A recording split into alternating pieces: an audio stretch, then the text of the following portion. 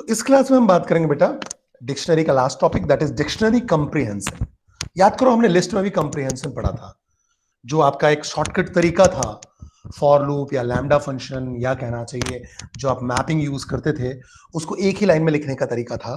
तो वही सेम अगर हम बात करें डिक्शनरी कंप्रीहेंशन भी कुछ ऐसा ही है जैसा लिस्ट कंप्रीहेंशन होता था। तो देखते हैं हम डिक्शनरी कंप्रीहेंशन को। तो जैसे लिस्ट कंप्रीहेंशन था, पाइथन डिक्शनरी कंप्रीहेंशन को भी अलाउ करता है। ठीक है, इसमें हम करते क्या है, ये आपका एक मेथड है जो क्या करता है, for transforming one dictionary into another dictionary. ठीक है, एक डिक्शनरी को दूसरे डिक्शनरी में ट्रांसफॉर्म करने का तरीका है।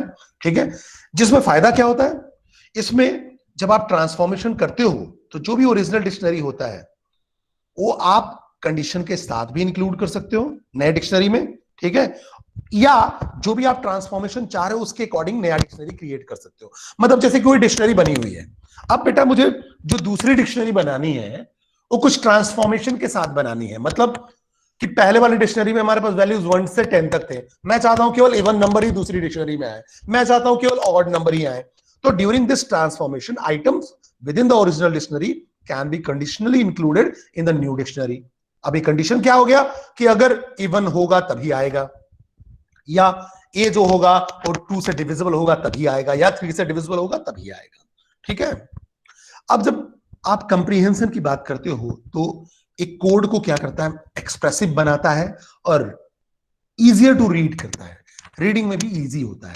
मतलब कहना चाहिए आप उसको बोल सकते हो डिबगिंग भी इजी होता है। ठीक है, सिंटेक्स क्या है इसका, अगर हम सिंटेक्स की बात करें तो सिंटेक्स सिंपल इसका, डिक्ट वेरिएबल मतलब डिक्शनरी, फिर आप लिखते हो की कॉलन वैल्यू, ये आपका पहला पेयर हुआ की वैल्यू का, फॉर की comma value in iterable. Iterable मतलब आपका जो भी इटरेबल सीक्वेंस होगा, आइदर लिस्ट या टपल या स्ट्रिंग, या आप बात करते हो डिक्शनरी की, जो भी इटरेबल आपका सीक्वेंस है। ठीक है, तो जैसे कि देखो अगर हम इटरेबल की बात करें तो iterable can be any object on which iteration is possible.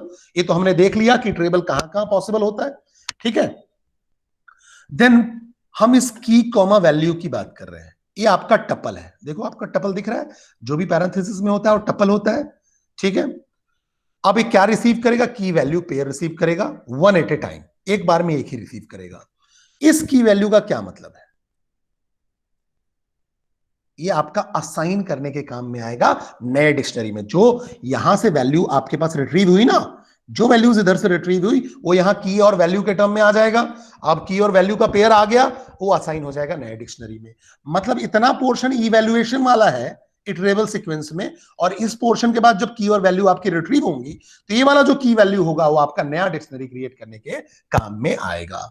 ठीक है, अब पुराने बिल्ट इन फंक्शन को हम थोड़ा सा रिकैप कर लेते हैं जिससे कि आपको समझने में आसानी हो। वैसे तो ये हमने पिछली क्लास में ही कवर किया हुआ था तो आपको दिक्कत नहीं होगी, फिर भी एक बार हम देखते हैं। जैसे बेटा हमने बोला dict 1 equal to A:1 B:2 C:3 D:4। बड़ा ही सिंपल सा है। अगर हम यहां कीज मेथड यूज कर रहे हैं तो क्या करेगा, we can access all the keys. Values की बात करेंगे बेटा, क्या करेगा, we can access all the values. Keys access कर लेगा पूरे के पूरे, वैल्यूज वैल्यू एक्सेस कर लेगा। अगर हम आइटम्स की बात करेंगे तो की वैल्यू का पेयर एक्सेस कर लेगा। तो वी कैन एक्सेस ईच की value pair with in a dictionary. तो बड़ा ही सिंपल सा फंडा है इसमें। आप अगर पहली बात कर रहे हो तो पहला अगर अपन कीज की बात करते हैं तो पूरे के पूरे कीज जो होंगे वो आपके एक्सेस हो जाएंगे। तो जब आप बोलोगे प्रिंट डिक्ट 1 डॉट कीज तो देखो कीज आ गए। कीज कौन कौन से हैं, ए बी सी और डी आ गया आपका। ठीक है, पूरा पूरा लिस्ट एसोसिएट हो गया उसका। जब आप बोलोगे डिक्ट 1 डॉट वैल्यूज तो बट ऑब्वियस है, मैंने अभी बताया आपको complete values of the dictionary print कर देगा। तो कंप्लीट वैल्यूज क्या है, 1 है, 2 है, 3 है और 4 है। तो 1 2 3 4 आ गया। जब आप बोलोगे आइटम्स मेथड की बात करोगे, आइटम्स फंक्शन की बात करोगे तो क्या करेगा बेटा, एक की वैल्यू का पेयर प्रिंट कर देगा। It means A:1 B:2 C:3 D:4। इसमें तो कोई कंफ्यूजन नहीं होगा बच्चे, यहां तक क्लियर है। फिर आगे बढ़ते हैं। Yes sir. गुड, आगे बढ़ते हैं बच्चे। अब बेटा मेरा सिंटेक्स क्या बोलता है, मेरा सिंटेक्स ये बोलता है अगर मेरे को कंप्रीहेंशन करना है तो सिंटेक्स ऐसा है, यही सिंटेक्स है। आप देखो बड़ा ही सिंपल तरीका है, बड़ी आसानी से हम करेंगे इसको। देखो तो अगर मुझे कंप्रीहेंशन करना है तो मैंने बोला डिक्शनरी इक्वल टू, अब कर्ली ब्रेसेस ओपन और क्लोज कर लिया क्योंकि सिंपल सी बात है डिक्शनरी की बात कर रहे हैं हम, ठीक है। और वैसे भी हम कंप्रीहेंशन की बात करते हैं तो कर्ली ब्रेसेस ओपन और क्लोज के अंदर ही होता है। अब मैंने बोला की कॉलन वैल्यू, ये तो आपका रिट्रीव होगा, किससे रिट्रीव होगा, फॉर की comma value in a dictionary item. Evaluation इसका होना है, इस इवैल्यूएशन के बेस पे आपका की वैल्यू पेयर आपका जनरेट होगा, जो जनरेट होगा उसके बेस पे आपका नया डिक्शनरी बन जाएगा। एग्जांपल के थ्रू समझते हैं बच्चे। अब आपके पास डिक्शनरी पड़ी हुई है ये वाली, देखो A1 B2 C3 D4 E5, की पड़ा हुआ A B C D E, values पड़े हैं 1 2 3 4 5। समझते हैं बच्चे, ये आपका इवैल्यूएशन वाला तरीका, देखो ये इवैल्यूएशन है, ये लूपिंग है, इटरेट जिसको होना है इटरेट होना है, ठीक है। जब इटरेट होगा उसके बेस पे रिजल्ट कहां आना है बच्चे, इस की और वैल्यूज में आने हैं। तो मैंने क्या बोल दिया कि एक काम करो, पहला तो हमने डिक्शनरी क्रिएट किया dict1, ठीक है। अब मैंने दूसरे में क्या बोला कि एक काम करिए, आप जो डिक्शनरी बना रहे हो, जो नया डिक्शनरी बनाओगे वो क्या करना, की तो एज इट इज रखना, की तो आप एज इट इज रखना, लेकिन वी में क्या कर दो, मल्टीप्लाई कर दो 2 का, मतलब वैल्यू में 2 का मल्टीप्लाई कर दो। अब यहां देखो के और वी कुछ भी ले लो, ए और बी भी ले सकते हो, तो वेरिएबल का नाम है, लेकिन आप याद करो कि 2 वेरिएबल ले लिया मतलब एक वैल्यू की से एसोसिएट हो गया पहला वाला, और दूसरा आपका वैल्यू से एसोसिएट हो गया। अब लूप क्या चल रहा है, for k v in dict1 items, value लाके कौन देगा, ये फॉर लूप लाके देगा। कहां से लाके देगा, यहां से लाके देगा। तो जब मैं बोलूंगा dict1 डॉट आइटम्स, तो dict1 डॉट आइटम से एक पूरा का पूरा पेयर आ जाएगा। पहला पेयर होगा A1, फिर दूसरा पेयर होगा B2, तीसरा पेयर होगा C3, चौथा पेयर होगा D4, पांचवा पेयर होगा E5। अब बोलेगा फॉर के कॉमा भी इन, तो के चला जाए, के के पास आ जाएंगे A B C D E, और भी के पास आ जाएगा 1 2 3 4 5। अब यहां तक हमारे पास आ गया बच्चे। अब मैंने बोला के कोलन वी इंटू 2, अब मेरे पास पूरी वैल्यूज आ चुकी हैं की और वैल्यूज के टर्म में। यहां से केवल क्या आया था, पेयर आया था, समझो। फिर से मैं समझाता हूं, अच्छे समझो। अब अगर हम बात कर रहे हैं ना, यहां से पेयर आ गया, इससे पेयर आ गया, इससे मैंने क्या कर लिया, उसको इटरेट कर लिया के कॉमा वी के टर्म में। यहां से मैंने बोला के को तो के ही दो, के को तो के ही दो, लेकिन वी को वी इंटू 2 कर दो। तो ये क्या करेगा, यहां 1 को 2 कर देगा, 2 को 4 कर देगा, 3 को 6 कर देगा, 3 इंटू 2, 4 इंटू 2 8 कर देगा, 5 इंटू 2 10 कर देगा। तो जब v अंडर स्कोर डिक्शनरी 1 बनेगा, उसके अंदर आएगा a, तो a जैसा ही आएगा, b b जैसा ही आएगा, c c जैसा, d d जैसा, e e जैसा, लेकिन जो वैल्यूज होंगे 1 का मल्टीप्लाई 2 से, तो 2 हो गया, 2 4 हो गया, 3 6 हो गया, 4 8 हो गया, 5 10 हो गया। तो जब आप प्रिंट कराओगे भी dict1 को, तो A2 B4 C6 D8 E10 आ गया। तो देखो लिस्ट कंप्रीहेंशन जो आप यहां यूज कर रहे हो, ये आपका लिस्ट कंप्रीहेंशन है। एक ही लाइन में आपने सारा का सारा काम कर दिया, सिंपल। अगर आप देखो तो आपने सिंपल एक ही लाइन में आपने पूरा का पूरा काम कर दिया। Is that clear to all of you, clear और नॉट, बोलिए बच्चे। ठीक है, अब मैंने बोला एक काम करते हैं, मैंने यहां v बोला, मतलब मैं वैल्यू को चेंज कर रहा था। मैंने सिंपल नाम देने का तरीका मेरा ये है, आप तो कुछ भी लिख दो। तो मैंने यहां v डॉट dict1 किया। मैंने एक काम किया, मैंने बोला k अंडर इसको dict1 बना लेता हूं, k मतलब की। अब मैंने बोला k को ना क्या करो, k इंटू 2 कर दो, और v को मैं एज इट इज ले लूं। ये तो आपको पता है पूरा आइटम्स यहां आ गया, ये इटरेट हो गया k और v के टर्म में, ये मुझे समझ में आ गया। अब k इंटू 2 चाहिए बच्चे, लेकिन याद करो जब मैं स्ट्रिंग के टर्म में या अल्फाबेट के टर्म में k इंटू 2 करता हूं तो रिपीटेशन होता है बेटा, मल्टीप्लाई नहीं होता है। मल्टीप्लाई तो वैल्यू के टर्म में होगा ना, याद करो हमने पढ़ा था। तो यहां रिपीटेशन होगा, तो a का रिपीटेशन 2 बार हो जाएगा, b का रिपीटेशन 2 बार, c का रिपीटेशन 2 बार, d का रिपीटेशन 2 बार, e का रिपीटेशन 2 बार। जब मैं k अंडर इसको dict1 प्रिंट करूंगा, aa1 bb2 cc3 dd4 ee5 आ जाएगा। ठीक है, मैंने बोला एक काम करते हैं, मैंने एक और वेरिएबल बनाया k और v। अब मैंने k को भी 2 से मल्टीप्लाई कर दिया और v को भी, तो v वाला 2 से मल्टीप्लाई रियल में होगा क्योंकि न्यूमेरिक है। तो 1 का 2, 2 का 4, 3 का 6, 4 का 8, 5 का 10। और जब मैं k से, तो ये अल्फाबेट है, तो ये डबल बार प्रिंट हो जाएगा, b डबल बार प्रिंट हो जाएगा। वैल्यू यहां से ले रहा है, dict1 से ही ले रहे हैं, देखो dict1 से ही ले रहे हैं हम सारा का सारा। तो ये डबल बार, बी डबल बार, सी डबल बार, डी डबल बार और ई डबल बार। जब आप इसको प्रिंट करोगे तो double A 2, double B 4, double C 6, double D 8, double E 10। Is that clear to all of you? Yes और नो? बोलिए बच्चे। Yes sir. गुड, आगे बढ़ते हैं। तो हम डिक्शनरी यूज क्यों कर रहे हैं? तो डिक्शनरी पावरफुल कंसेप्ट है जिसमें हम क्या करते हैं, फॉर लूप और लैम्डा फंक्शन को सब्स्टिट्यूट कर देते हैं एक ही लाइन में। लेकिन ध्यान रखना, अगर बहुत बड़ा लूपिंग है, मॉड्यूल बड़ा है, नेस्टिंग बहुत ज्यादा बड़ी है, तो बट ऑब्वियस उसको लूपिंग से ही करो तो बेटर है, ठीक है ना। इसमें आप फिर एक के अंदर एक के अंदर एक के अंदर ज्यादा नेस्टिंग अगर आप करोगे ना तो रीडेबिलिटी खराब होगी। छोटे लूप के कोड को, छोटे लैम्डा फंक्शन के कोड को आप इसमें यूज करते हो तो बेटर है, बट ऑब्वियस है, ठीक है ना। तो however not all for loop can be written as a dictionary comprehension, लेकिन जो डिक्शनरी कंप्रीहेंशन में वो लूप में लिखा जाएगा पक्का है, क्योंकि वो लूपिंग वाला ही पार्ट को आपने इसमें चेंज किया है। मैं एग्जांपल से आगे बताऊंगा आपको, देखना। अब बेटा कंप्रीहेंशन विद कंडीशन देना है ना तो कोई दिक्कत नहीं है, यहां तक तो आपका देखो सीक्वेंस पूरा सेम, की वैल्यू फॉर की कॉमा वैल्यू इनिटरेबल, टेस्ट कंडीशन दे दो। अब क्या होगा, जो टेस्ट कंडीशन सेटिस्फाई करेंगे यहां से जो वैल्यू वही वाले पास होंगे जो इस टेस्ट कंडीशन को पास करेंगे। अब टेस्ट कंडीशन को जो भी सेटिस्फाई करेगा उसके बेस पे आपका की और वैल्यू का पेयर आ जाएगा, उसको आप डिक्शनरी वेरिएबल में रख लो। तो only those key value pairs will be returned by dictionary comprehension which satisfy the condition. Simple. तो सपोज दैट, अब मैं यहां देखो दोनों तरीके बताऊंगा, एक सिंपल प्रोग्रामिंग बता रहा हूं, ये आपका सिंपल प्रोग्रामिंग है, और ए वाला मैं बता रहा हूं लिस्ट लिस्ट बोल रहा हूं, डिक्शनरी कंप्रीहेंशन के थ्रू। देखना, एक ही प्रोग्राम को मैं सिंपल प्रोग्रामिंग के थ्रू और डिक्शनरी कंप्रीहेंशन के थ्रू, तो लूप के थ्रू तो हो ही जाएगा सारा कुछ, ठीक है। तो we want to create a new dictionary where the key is a number divisible by 2। अब ध्यान रखना, की कैसा होना चाहिए, 0 से 10 के बीच में होना चाहिए, इन रेंज ऑफ 0 से 10, लेकिन 2 से डिविजिबल भी होना चाहिए। और फिर उसका वैल्यू कैसा होना चाहिए, स्क्वायर ऑफ द नंबर। मतलब समझो मेरे पास कंडीशन क्या है कि जो की होना चाहिए 0 से 10 के बीच में, लेकिन डिविजिबल बाय 2 होना चाहिए, और वैल्यू क्या होनी चाहिए, स्क्वायर ऑफ द नंबर। चलिए बात करते हैं। तो मैंने बोला सिंपल प्रोग्रामिंग के through numbers equal to range 10 ले लिया, और ए में मैंने एम्प्टी डिक्शनरी ले ली, सिंपल एम्प्टी डिक्शनरी अभी ले ली।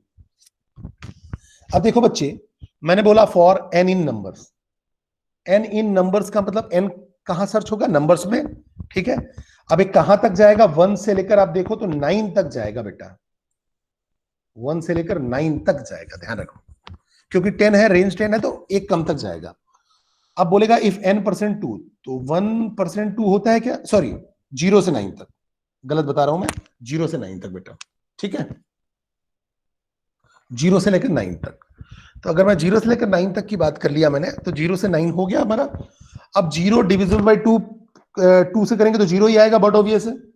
तो उसने बोला क्या करो, ए ऑफ 0 को, मतलब 0 तो आपका क्या हो गया, की हो गया, ए ऑफ 0 पे क्या करना है मुझे,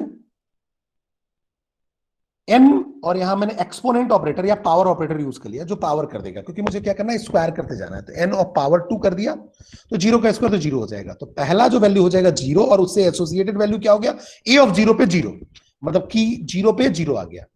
दूसरा 1 पे तो ये कंडीशन आपकी सेटिस्फाई नहीं होगी क्योंकि डिविजिबल नहीं होता, 2 पे फिर डिविजिबल हो जाएगा, तो 2% 2 इक्वल टू 0, तो 2 आएगा, और 2 पे स्क्वायर हो जाएगा 4, वैसे ही 3 पे नहीं आएगा, 4 पे 16, 5 पे नहीं आएगा, 6 पे 36, 7 पे नहीं आएगा, 8 पे 64 आ जाएगा।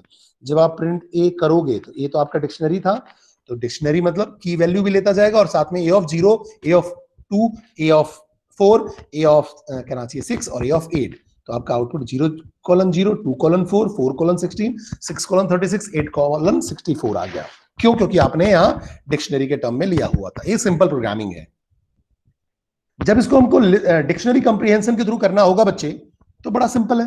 मैंने बोला ए इक्वल टू, और यहां देखो मैंने की, और पहला है की और दूसरा है वैल्यू। की मैंने बोला एन का एन ले लेना, एन का एन ले लेना, की क्या ले लेना, एन का एन, जो भी एन है वो पूरा का पूरा एन ले लो, ठीक है। चलो अच्छी बात है। और लेकिन जो वैल्यू होगा वो स्क्वायर कर लेना, यही मतलब हुआ। और फॉर किस में, एन इन नंबर्स, एन कहां खोजेगा, नंबर्स में, तो 0 से 9 तक चलेगा, ठीक है। लेकिन कंडीशन वही है, n% 2 इक्वल टू 0 होना चाहिए। तो पहले 0 के लिए चलेगा, चला, 2 के लिए चलेगा, फिर 4 के लिए, 6 के लिए, 8 के लिए, क्योंकि बाकी वाले कंडीशन सेटिस्फाई नहीं करेंगे, प्रिंट ए कर देंगे, आ गया आउटपुट। देखो इतने लाइन का सिंपल यहाँ 2 लाइन में आपका हो गया। तो आपका डिक्शनरी कंप्रीहेंशन से चीजें सिंपल हो गई। अब alternative to for loops and lambda function, ठीक है। अब अगर आप देखो तो आप डिक्शनरी कंप्रीहेंशन को आप लैम्डा फंक्शन की जगह यूज कर सकते हो, फॉर लूप की जगह यूज कर सकते हो, सिंपल फिल्टर, मैप, रिड्यूस, याद करो जो हम पहले करते थे लिस्ट कंप्रीहेंशन में भी फिल्टर, मैप और रिड्यूस की जगह यूज करते थे, यहां भी हम कर सकते हैं बेटा, ठीक है। कैसे कर सकते हैं देखो, जैसे मेरे पास f पड़ा हुआ है, f में t1 -30 है, t2 -20 है, t3 -10 है और t4 0 है, ठीक है। अब अगर यहां देखो तो हम क्या कर रहे हैं, सिंपल यहां हम करने की कोशिश क्या कर रहे हैं, सेल्सियस में उसको कन्वर्ट करने की कोशिश कर रहे हैं। अगर देखो तो फ़ारेनहाइट वैल्यूज पड़ी हुई है एफ में, t1 है -30, t2 है -20, t3 है -10, t4 है 0। अब आप देखो तो मैप फंक्शन है, फिर लैम्डा फंक्शन है। तो पहले हम लैम्डा की बात करते हैं, लैम्डा इनर सॉल्व होगा ना। तो अगर हम बात करें तो यहां देखो लैम्डा कैसे होता था, लैम्डा जो फंक्शन होता था आपका ऐसा होता था लैम्डा, और फिर आपके पास होता था इटरेबल सीक्वेंस, और जो भी आपका कहना चाहिए आप वैल्यूज ले रहे हो। मतलब सिंपल अगर हम बात करें तो लैम्डा आपके पास आईटीआर, और आईटीआर के बाद जो भी आर्ग्यूमेंट आप ले रहे हो, ठीक है। या आप ऐसा बोल दो लैम्डा, और लैम्डा के बाद आप बोल दो सिंपल आर्ग्यूमेंट, आर्ग्यूमेंट के बाद आप दे दो एक्सप्रेशन, ठीक है। तो जो भी एक्सप्रेशन आपका कहना चाहिए एग्जीक्यूट होता था, उसके बेस पे रिजल्ट इसमें स्टोर हो जाता था। Means the expression is evaluated and executed and the result is returned, जो कि आर्गुमेंट में आ जाता था। तो यहां देखो ये लैम्डा है, ये इसका आर्गुमेंट है, और एक कंप्लीट अगर आप देखो तो ये आपका यहां पास एक्सप्रेशन है, ये आपका कंप्लीट एक्सप्रेशन है, ठीक है। अब इस एक्सप्रेशन में से देखो यहां एफ डॉट वैल्यूज आपने लिया सबसे पहले, तो एफ डॉट वैल्यूज से क्या आ जाएगा, वैल्यूज आ जाएंगे -30, -20, -10 और 0, ठीक है। अब ये वैल्यूज आ गई। अब आपने बोला ये जो वैल्यूज हैं उसको मुझे इससे इवेल्युएट तो करना पड़ेगा, ये आपका एक्सप्रेशन है ना, ये कंप्लीट एक्सप्रेशन है, ये इवेल्युएट होगा तो पहले -30 इवेल्युएट होगा, तो -30 -32 कितना हो गया, -62। और तो 5/9 मैं एक आपको वो करके बता रहा हूं, 5/9 और -62, अगर आप 5/9 -62 करोगे ना तो आएगा -34.44, ठीक है। अब ये आपकी लैम्डा की वैल्यू हो गई, ये आपका लैम्डा का वैल्यू हो गया। अब जो मैप होता था, मैप के पास होता था फंक्शन, और मैप के पास दूसरा आर्गुमेंट होता था इटरेबल। तो देखो अगर मैप देखो तो ये आपका मैप के अंदर दो चीजें होंगी, एक फंक्शन तो लैम्डा फंक्शन हो गया, ठीक है, और एक हो गया इटरेबल। इटरेबल मतलब वैल्यूज, ठीक है। तो यहां लैम्डा से एक्स से वैल्यूज हमारे पास क्या आ जाएंगी, पहला वैल्यू आएगा -34.44, फिर -28.88, फिर -23.33, फिर आएगा -17.7। इसको मैंने लिस्ट में क्यों, लिस्ट में रिटर्न करना पड़ता है, नहीं तो मैप ऑब्जेक्ट रिटर्न करेगा। याद है कि मैप ऑब्जेक्ट रिटर्न कर देता था जो कि एड्रेस होता था, तो लिस्ट में आपने उसको स्टोर कर लिया, तो लिस्ट के टर्म में वैल्यू आ गई आपके पास सी में, क्या वैल्यू आई होगी, -34.44, -28.88, -23.3 और -17.7। अब आपने एक और सी अंडर इसको डिक्ट बनाया, नया डिक्शनरी क्रिएट किया। अब आपने बोला डिक्ट और जिप कर दो, जिप किसको कर दो, एफ डॉट कीज कॉमा सी, एफ डॉट कीज यहां से कीज निकाल लेगा, t1 t2 t3 t4, और सी में आपके पास वैल्यूज हैं, तो पहले कीज कॉमा सी, जिप क्या करता है, दोनों को एग्रीगेट कर देता है, zip function returns the aggregation of the items. तो रिटर्न्स द एग्रीगेशन मींस यहां से कीज मतलब t1 और कॉमा सी, तो t1 कॉमा -34, फिर यहां से कीज, फिर यहां से आइटम, तो t2 इक्वल टू -28, यहां से की मतलब t3 और यहां से वैल्यू -23.3, यहां से की t4 और यहां से वैल्यू -17.7। वैसे ही सेम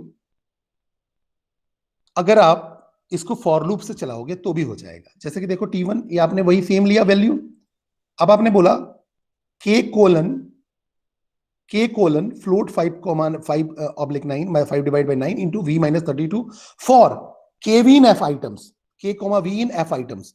अब यहां वैल्यूज केवल लिया था, अब यहां आइटम्स लेना पड़ेगा, तो आइटम्स ले लोगे तो पूरा का पूरा पेयर आएगा जो कि k और v के टर्म में सेपरेट होगा, जो वैल्यू वाला इवेल्युएशन होगा यहां इवेल्युएट होता जाएगा, ठीक है, और के वाला पार्ट यहां चला जाएगा।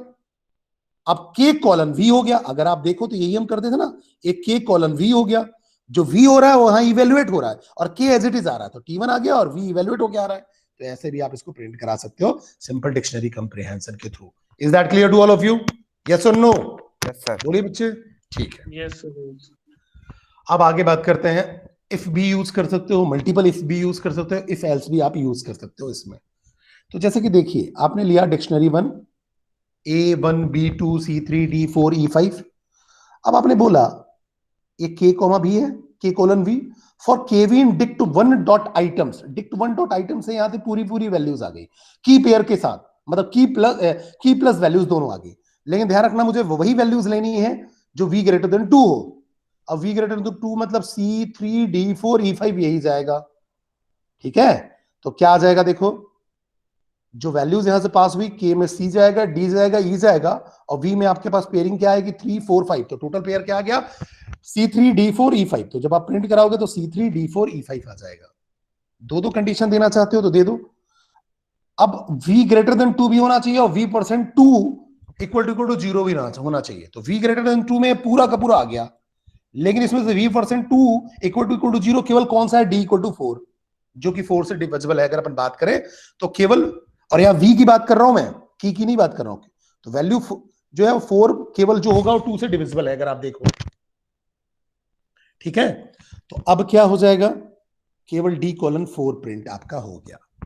वैसे ही आप देखो तो तीसरा वाला आपका इफ एल्स का है, इसमें आपने के लिखा, की जाएगा, और v में मैंने लिख दिया इवन और ऑड आना चाहिए। इवन कब आना चाहिए, if v percent 2 equal to 0, नहीं तो ऑड आना चाहिए। For k v in dict one dot items, item से पूरा का पूरा पेयर आ जाएगा। के और v में आपके पास यहाँ वैल्यूज आ गई, के और v के टर्म में। के वाली वैल्यू तो एज इट इज चली गई, मतलब a आ गया, b आ गया, c आ गया, d आ गया, e आ गया, f आ गया। लेकिन v में क्या होगा, चेक करेगा, अगर 1 है तो 1 यहां देखो डिविजिबल नहीं है, तो एल्स वाला ऑड, तो a के साथ ऑड आएगा, b के साथ इवन आएगा, c के साथ ऑड, d के साथ इवन, e के साथ ऑड, और f के साथ इवन आ जाएगा। तो हम ऐसे वैल्यूज को अपडेट कर सकते हैं डिक्शनरी कंप्रीहेंशन के थ्रू, इफ एल्स का यूज करके। अब देखो, dictionary comprehension shorten the process of dictionary initialization by a lot. It makes the code more Pythonic, but obvious है। ठीक है, तो सिंपल सी बात है, शॉर्टन कर देता है, लाइन ऑफ कोड को शॉर्टन कर देता है, और लॉजिक का इंटैक्ट इंप्रूव होता है, और लॉजिक इंटैक्ट जो होता है आपका रिमेन होता है।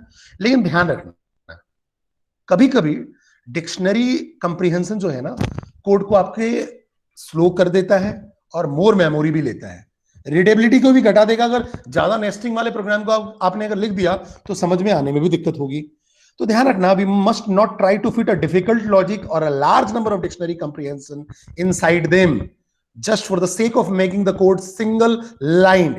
In these cases it is better to choose other alternatives like loop. मैंने आपको पहले ही बताया था, अगर बड़ा प्रोग्राम है तो उसको एज इट इज रहने दो, लूप से ही चलने दो। सिंपल छोटे प्रोग्राम्स को आप उसको वन लाइनर बनाओ तो बेटर है, जबरदस्ती वन लाइनर बनाने की कोशिश नहीं करना है, अदरवाइज वो स्लो भी करेगा और रीडेबिलिटी जो आपकी इंप्रूव होती है वो रीडेबिलिटी इंप्रूव भी नहीं होगी, फिर क्लमजी सा कोड हो जाएगा। तो ये भी बात आपको ध्यान रखना है। Is that